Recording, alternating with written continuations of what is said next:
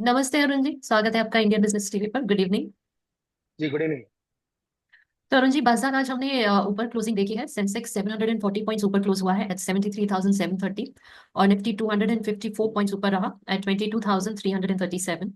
Active stocks आज रहे HDFC bank, ICICI bank, Infosys, Bajaj finance and trend.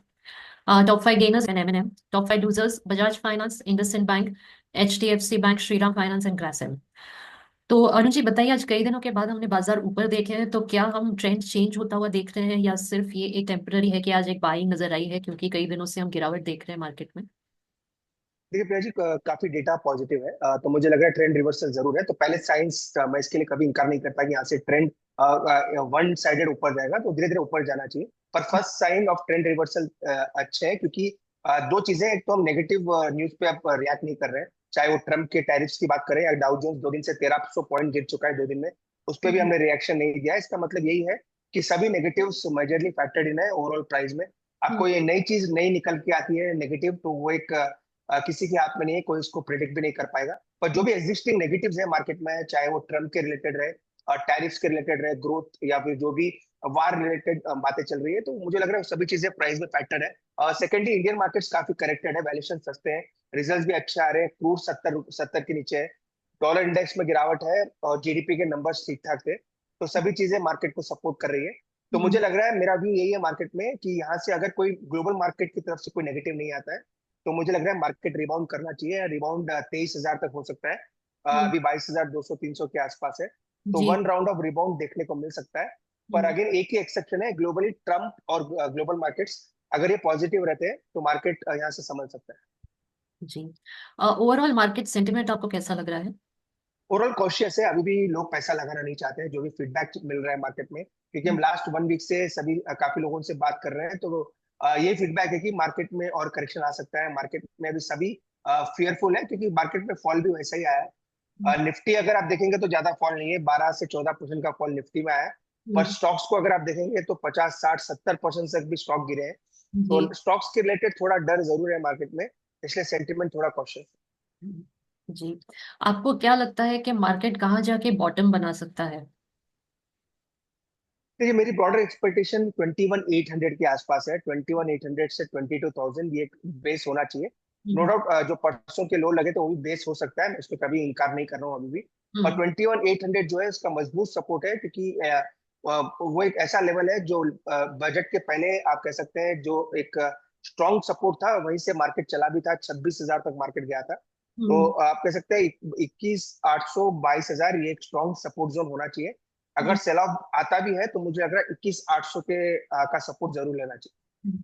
और कुछ आप बताना चाहेंगे मार्केट और मार्केट सेंटिमेंट्स के बारे में या ट्रेंड के बारे में? देखिए, काफी चीजें हैं। लोग यही कह रहे हैं कि क्या मार्केट में इन्वेस्टमेंट रोक देना चाहिए या फिर एसआईपी से रोक देनी चाहिए। हम्म। ऐसा हम बिल्कुल सजेस्ट नहीं कर रहे। इनफैक्ट हमने लास्ट 1 वीक से हम यही सबको बोल रहे हैं कि आप अपने एसआईपी बढ़ाइए अगर पैसा लगाना चाहते हैं। अगर किसी के पास पैसा बचा है, क्योंकि मेजरली सभी लोग इन्वेस्टेड है, किसी के पास ज्यादा पैसा अभी है नहीं लगाने के लिए, हो सकता है आने वाले दिन में लगाए, क्योंकि जैसे जैसे मार्केट बढ़ेगा लोग वापस जरूर आएंगे मार्केट में। पर हम्म। क्लियरली यही सलाह दी है कि यहाँ से स्टॉक्स को बेचना नहीं है। अगर स्टॉक्स एकदम ही कचरा स्टॉक है, या फिर कह सकते हैं जो एकदम बी सी कैटेगरी के स्टॉक्स है, तो उनमें तो हमारी कोई राय नहीं है। पर जो हम्म। अच्छे स्टॉक्स है उनको बेचना नहीं है यहाँ से, क्योंकि मार्केट में इतना कार्नेज होने के बाद बेचेंगे तो बॉटम के पास बेचेंगे तो ज्यादा नुकसान होने के चांसेस है। तो हम्म। मुझे लग रहा है मार्केट यहाँ से अगर रिबाउंड नहीं भी होता है तो इसी के आसपास रहना चाहिए। हम्म। और अच्छे फंड्स में, एसआईपीज में, अच्छे स्टॉक्स में लगाने का अच्छा मौका है। जी। कमोडिटीज के बारे में क्या कहेंगे, खास करके गोल्ड एंड ऑयल? देखिए, ऑयल पिछली बार मैंने कहा था ऑयल डिप्रिशिएट हो सकता है, क्योंकि ट्रम्प वगैरह की बातें, जब जब ट्रम्प वार रोकने की बातें कर रही है, तो ऑलमोस्ट ऑयल अब 70 68 के आसपास आ चुका है। गोल्ड सिल्वर मुझे लग रहा है यहाँ से थोड़ा टॉप आउट कर सकते हैं, क्योंकि अगर ट्रम्प थोड़ा भी पीछे हटते हैं टैरिफ लगाने की, या थोड़ा भी नरमी दिखाते हैं, तो गोल्ड सिल्वर में वापस एक सेल ऑफ देखने को मिल सकता है। तो हम्म। गोल्ड सिल्वर में फिलहाल खरीदारी की मेरी सलाह नहीं है। अगर खरीदना भी है तो सिल्वर एक बेटर विकल्प हो सकता है। तो सिल्वर में बाई साइड रहना चाहे तो सिल्वर में डिप में कर सकते हैं। पर हम्म। गोल्ड में मेरी खरीदारी की सलाह नहीं है। जी। अरुण जी, ये मार्केट की बातें रही, अब बात करते हैं हम अपने स्टॉक्स के बारे में। आज जो कंपनीज है वो है Punjab national bank and Bajaj finance. तो पीएनबी के बारे में बताइए कि क्या चैलेंजेस हैं इस कंपनी के आगे? भी one of the biggest place में कह सकते हैं, बैंक ऑफ बड़ौदा, एसबीआई जैसे साइज में पीएनबी का भी बड़ा साइज है। अगर आप इसकी मार्केट कैप की बात करते हैं तो हम्म, 20,000 21,000 करोड़ का मार्केट कैप है। तो एक काफी अच्छी कंपनी है और आप कह सकते हैं अच्छे सस्ते वैल्यूएशन पे भी मिल रही है। काफी दिक्कत बीच में थी, कोई ना कोई इश्यूज की वजह से स्टॉक एकदम रिएक्ट कर जाता था और काफी नीचे के लेवल देखने को मिलते थे। पर हम्म, मुझे लग रहा है वन ऑफ द आप कह सकते हैं दिग्गज पीएसयू बैंक है। लेंडिंग भी काफी अच्छा करते हैं और ओवरऑल इंडिया में इनका ब्रांचेस का आप एक स्पाइडर देख सकते हैं। तो मुझे लग रहा है रेवेन्यू वगैरह में या फिर सेल्स वगैरह में भी कंपनी काफी अच्छी है। तो हम्म, अगर आप ओवरऑल पीएसयू स्टॉक्स की बात करते हैं, बैंक्स की बात करते हैं, एसबीआई, कैनरा बैंक जैसे बड़े बैंक ऑफ बड़ौदा बैंक के बाद अगर कोई अच्छा बड़ा बैंक नजर आता है तो हम्म, पीएनबी का ही नंबर आप लेके चल सकते जी। कोई चैलेंज आप इंडस्ट्री के आगे देखते हैं, बैंकिंग इंडस्ट्री? हैं। चैलेंजेस काफी है क्योंकि ये लेंडिंग बिजनेस में और फाइनेंशियल लेंडिंग अभी थोड़ी स्लो है क्योंकि इकोनॉमी में एक स्लो डाउन देखने को मिल रहा है। तो सबसे बड़ा चैलेंज यही है कि स्लोइंग इकोनॉमी में कैसे अपने मार्जिन, अपने एडवांसेस को अपना मेंटेन कर पाते हैं। तो कभी भी जब भी इकोनॉमी स्लो होती है तो बैंक्स पर उसका डायरेक्ट इम्पैक्ट देखने को मिलता है। लोन्स के डिफॉल्ट होते हैं, लेंडिंग बढ़ती नहीं है, एडवांसेस जाते नहीं है। तो ये चैलेंजिंग एनवायरमेंट में ऑलरेडी बैंक्स है। तो यही इस चैलेंज को ये कैसा निभा पाते हैं, ये इनके लिए सबसे बड़ा चैलेंज रहेगा। तो स्लोइंग इकोनॉमी और गोइंग डाउन इंटरेस्ट रेट्स और एडवांसेस का डिक्लाइन होना, अगर ये इनको संभाल पाते हैं तो एक सबसे बड़ा इनका एक अचीवमेंट हो सकता है। जी। इनका लास्ट क्वार्टर परफॉर्मेंस कैसा रहा? नहीं, लास्ट क्वार्टर अच्छा था। वो अगर आप रेवेन्यू की बात करते हैं तो 1900 करोड़ के आसपास का रेवेन्यू था दिसंबर क्वार्टर की। मैं बात कर रहा हूँ ऑलमोस्ट 615 करोड़ के आसपास का प्रॉफिट आप कह सकते हैं, 32% की मार्जिन से, फाइनेंशियल मार्जिन। तो ओवरऑल हेल्दी बुक्स से हेल्दी मार्जिन आते हुए नजर आए क्योंकि multi year all time loss के आसपास एनपीएस चल रहे हैं। अगर आप पीएसयू बैंक्स की बात करें तो एनपीएस में काफी गिरावट देखने को मिल रही है, उसका डायरेक्ट इम्पैक्ट इनके रेवेन्यू में भी नजर आ रहा है। जी। स्टॉक का ट्रेंड कैसा लग रहा है आपको? तो ट्रेंड अभी भी अगर आप देखें, ट्रेंड साइडवेज है, कोई बुलिश ट्रेंड अभी भी नहीं है क्योंकि मार्केट के साथ करेक्शन हुआ है। ऑलमोस्ट आप कह सकते हैं 140 से स्टॉक अप या 90 रुपीज के आसपास आ चुका है। यहाँ से मुझे लग रहा है रिवर्सल आ सकता है, मैक्स टू मैक्स 80 82 तक स्टॉक फिसल सकता है। तो 80 के नीचे मुझे नहीं लग रहा है स्टॉक जाएगा। तो अच्छे लेवल्स के आसपास मुझे लग रहा है स्टॉक एक्यूमुलेशन के लिए तैयार है। टेक्निकल इंडिकेटर्स क्या कहते हैं? टेक्निकली साइडवेज है और थोड़े बेरिश इंडिकेटर आप कह सकते हैं कि stock short term down trend में है, पर हम्म, थोड़े ओवरसोल्ड है। और थोड़ा बहुत अगर आप गिरावट आती है 80 82 के आसपास तो काफी टेक्निकल इंडिकेटर्स इसमें आप कह सकते हैं काफी ओवरसोल्ड टेरिटरी में आ सकते हैं। तो हम्म, मुझे लग रहा है यहाँ से बाउंस स्टॉक में ड्यू है। हो सकता है करेक्शन 85 82 तक आ सकता है, वहां से स्टॉक में बड़ा रिबाउंड देखने को मिल सकता जी। तो आपका फोरकास्ट क्या है इस स्टॉक के लिए? है। तो ऑलमोस्ट 20 22% का रिटर्न स्टॉक में देखने को मिल सकता हम्म, है। डिप आता है 82 85 के आसपास तो वहां पे लेना चाहिए, 110 का टारगेट रखें। स्टॉप हम्म, लॉस जरूर मेंटेन करें, अगर रखना है तो 77 का स्टॉप लॉस जरूर मेंटेन करें। हम्म, ऊपर में 110 के आसपास के टारगेट से। जी। तो क्या एडवाइस देंगे आप इन्वेस्टर्स को? देखिए डिप में बाई करें, 85 से 82 के बीच में मिलता है तो बाई करें, 77 का एक स्टॉप लॉस लगाएं क्योंकि हम्म, स्टॉप लॉस लगाना जरूरी है क्योंकि स्टॉक्स आजकल काफी बड़ी मोमेंटम दोनों साइड देते हैं। तो 82 85 के बीच में मिलता है तो ले, 110 का टारगेट रखें, 1:2 का रिस्क रिवॉर्ड है, तो डिप पे बाय करके चल सकते जी। तो ये पंजाब नेशनल बैंक के बारे में था। बजाज फाइनेंस के बारे में बात करते हैं। कोई चैलेंजेस देख रहे हैं आप बजाज फाइनेंस के आगे? हैं।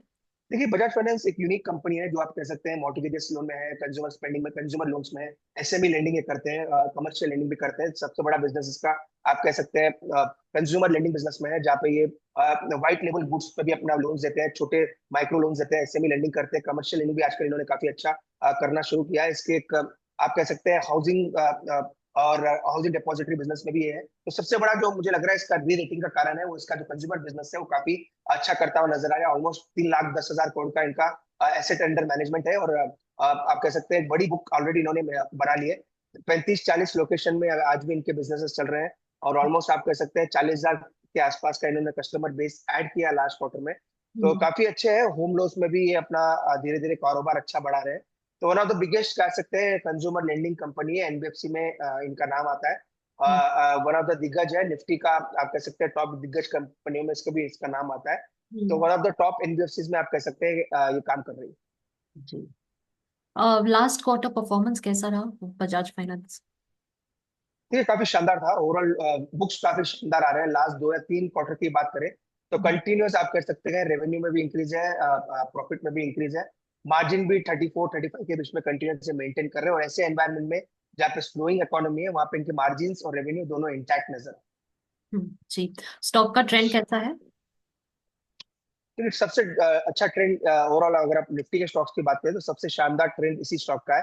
नो हम्म, डाउट थोड़ा फिजल आउट हुआ है ऊपर से, पर आज ये एक लौता स्टॉक है जो अपने ऑल टाइम हाइस के आसपास या नया ऑल टाइम हाई भी स्टॉक ने लगाया है, आप कह सकते हैं। तो एक शानदार स्टॉक है, वन ऑफ द लीडर रहा है ओवरऑल एनबीएफसी स्पेस में। तो हम्म, ट्रेंड पॉजिटिव है और आने वाले दिन में भी हो सकता है इसका ट्रेंड पॉजिटिव ही होता होने से। जी। टेक्निकल इंडिकेटर्स क्या कहते हैं?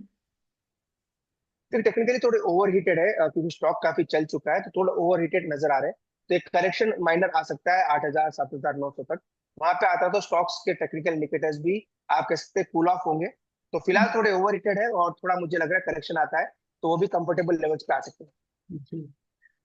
तो आपका फोरकास्ट क्या है और आप क्या एडवाइस देंगे दर्शकों को, इन्वेस्टर्स को? देखिए डिप में बाय करें, 7,800 के आसपास आता है तो बेस्ट बाय रहेगा। पहले भी काफी बार हमने स्टॉक को रिकमेंड किया अपने हम्म, इस शो पे। तो हम्म, 7,800 के आसपास मिलता है तो काफी स्ट्रॉन्ग स्टॉक डिप पे बाय करने के लिए रहेगा। इसका टारगेट मुझे 9,500 9,600 तक मीडियम टू लॉन्ग टर्म में जाता हुआ नजर आता है। तो हम्म, करेक्शन ड्यूअल करेक्शन का वेट क्या करें, 8,000 7,800 के पास मिलता है तो वो एक अच्छे लेवल्स रहेंगे स्टॉक को बाय करने। जी। अरुण जी, ये आपने एनालिसिस किया दो स्टॉक्स का। मार्केट के बारे में एक और सवाल पूछना चाहूंगी आपसे, कि हम कई दिनों से गिरावट देख रहे हैं, तो आपको क्या लगता है कि आने वाले कितने हफ्तों में मार्केट हमें स्टेबल नजर आएगा? देखिए मेरे को लग रहा है मार्केट ओवरऑल मार्च में कंसोलिडेट करना चाहिए, क्योंकि टैक्स हार्वेस्टिंग जो बोलते हैं, टैक्स प्लानिंग जो है वो भी अभी स्टॉक्स में होता हुआ नजर आएगा। एडवांस टैक्स के फिगर्स आपको आते हुए नजर आएंगे, तो पैसा काफी गवर्नमेंट के पास भी जाएगा और काफी टैक्स एडजस्टमेंट्स की वजह से आपको स्टॉक्स में सेलिंग भी देखने को मिलेगी। तो हम्म, मार्च में कंसोलिडेशन रहेगा ओवरऑल मार्केट, मुझे लग रहा है फरवरी से मार्च में थोड़ा अच्छा रहेगा। मार्च में थोड़ा बाउंस जरूर आ सकता है, जी, पर बार कोई बड़ा बाउंस नहीं आएगा, कंसोलिडेट करना चाहिए। ओवरऑल जो ट्रेजेक्ट्री है मुझे लग रहा है धीरे धीरे अप्रैल अप्रैल जैसे ही आएगा थोड़ी ट्रेजेक्टरी थोड़ी पॉजिटिव होनी चाहिए। पर हम्म, मेरा ओवरऑल मेरा व्यू मार्च के लिए भी ऑप्टिमिस्टिक है, ऊपर ही रहना चाहिए और जी, थोड़ा कंसोलिडेशन ज्यादा देखने को मिल सकता जी। Arun ji, thank you so much market analysis के लिए और दो स्टॉक का एनालिसिस करने के लिए। Thank you so much for joining us है। टुडे। थैंक यू, नमस्ते।